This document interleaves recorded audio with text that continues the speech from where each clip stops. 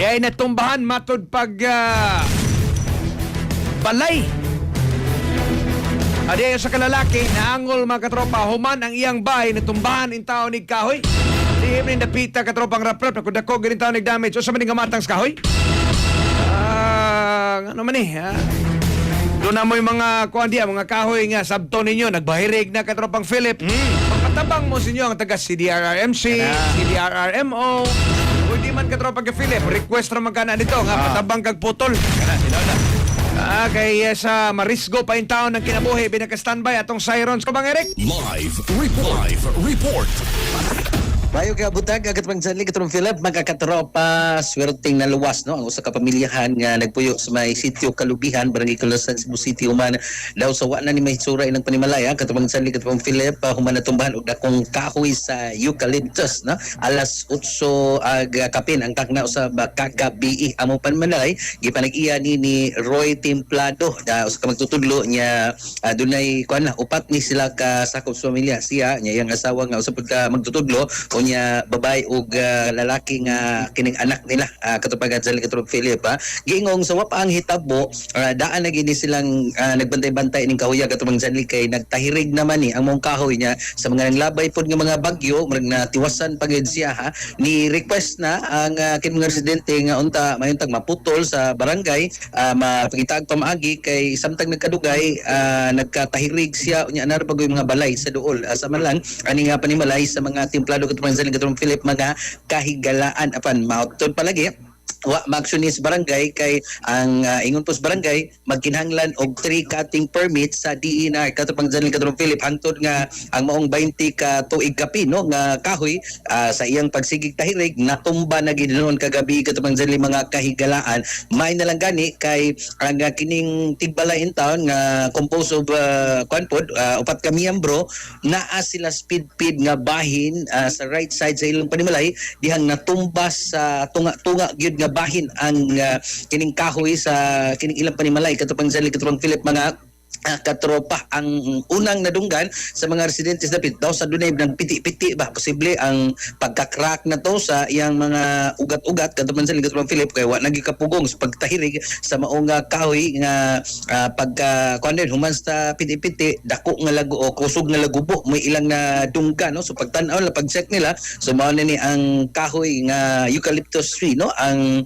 nito natumba sa panimalay banay nga templado katupang Janil Katulog Philip mga kahigalan dayang gi-rescue lang gi-check lang kung kumusta ang kining tigbalay kung naunsa may lang gani ang kining 19 anyos nga dalagita usas mga anak sa kining magtayang templado na gasgasan na gid gamay ang iyang tiil no di ra kuan kanang grabe minor injury lang katong Janil Katulog Philip unyang tulo luwas kay naman sila sa right side silang panimalay dihang na hagpa na tumba ang mong panimalay kay kung kuan po to katong bata nga kining gituli usas mga anak sa baling templado wa patutuli posibleng nagduwa pa to computer nas tunga nga bahin posibleng madatukan taw to katupang Janil may lang gani kato gyud nagituli sumoto ning unad to kwarto katupang Janil Katulog Philip mga kahigalaan pero ang atol sa pag adto na to dito kagina doon natin mga residente ni Nabi doon sa dapit katupang Janil Katulog Philip di lang gid sila magpa kini pang interview nga kana bang recorded ilaha kuan lang ni paabot na sa silang bagulbol dugay na gid ni naslimo sa barangay kay doon na naipipila ka mga kahoy sa prior ani nga insidente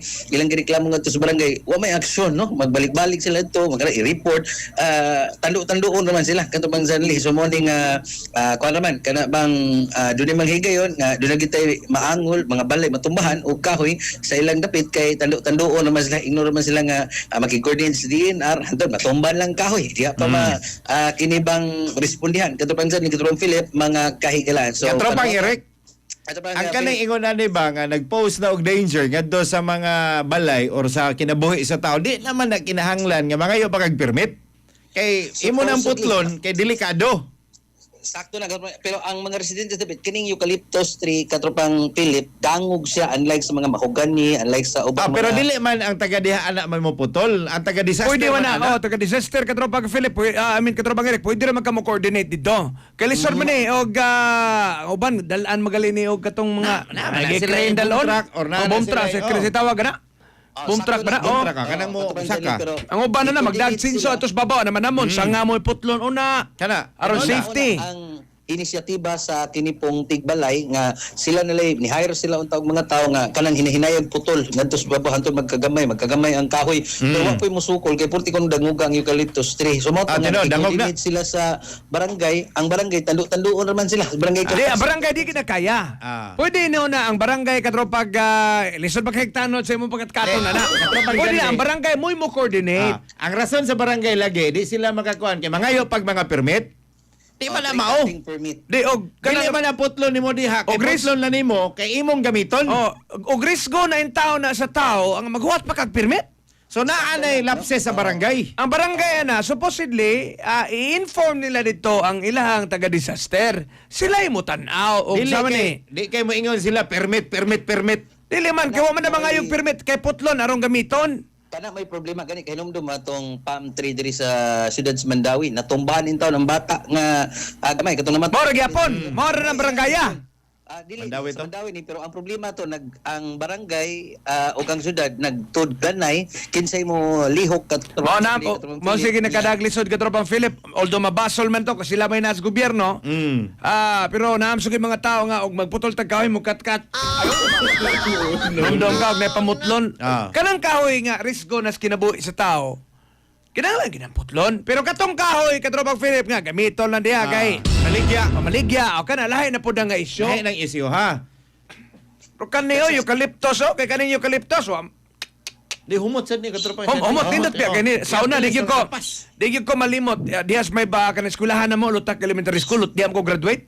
Puno na si eucalyptus niadto. Lagi. Oh. Kumusta maron ang natumbahan? minor injury lang kana bang kana lang ni assess lang gabi sa CDR mo personnel Ni asa man ni sila mamuyo. Abot na nooro si CDR rin Karon mo nang abot. Abot na sila kanay trahidza. sakto na katong ang naka-advantage lang sa kanilang tumbahan og balay tapad ra pod nila ang kining ilang ginikanan so mo ni nga di ara pod sila nanimuyo sa ilang ginikanan samtang Di kisabay mo hatag nila balay bagoron. Mapauli pa lang balay nga datugan ah.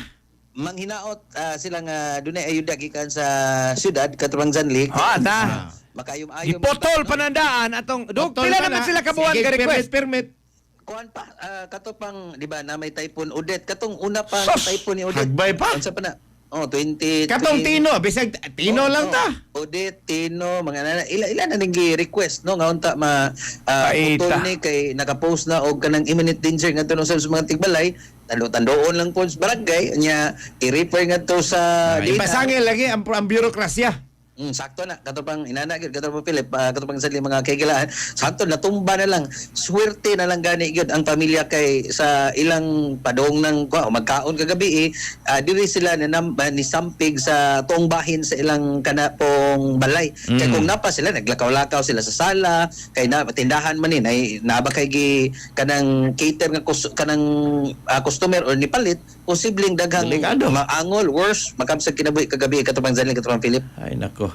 Sige, salamat katropang Eric. So atol yan update katubang Jan, katubang Philip, mga katropa ning aksyon po niya sa barangay kay atong sa atong pagalinaw to sa dapit kaginan ay mga laya nga katumbaho o kanang Huwata sa sila nila matumbahan nya ilan na pong reskyuhon. sakto na wa gyapon ma-action nila sila atol lang i-post niya sa XFM 23 atong mga nakita dito kaganina katubang Jan katubang Philip mga kahigalaan.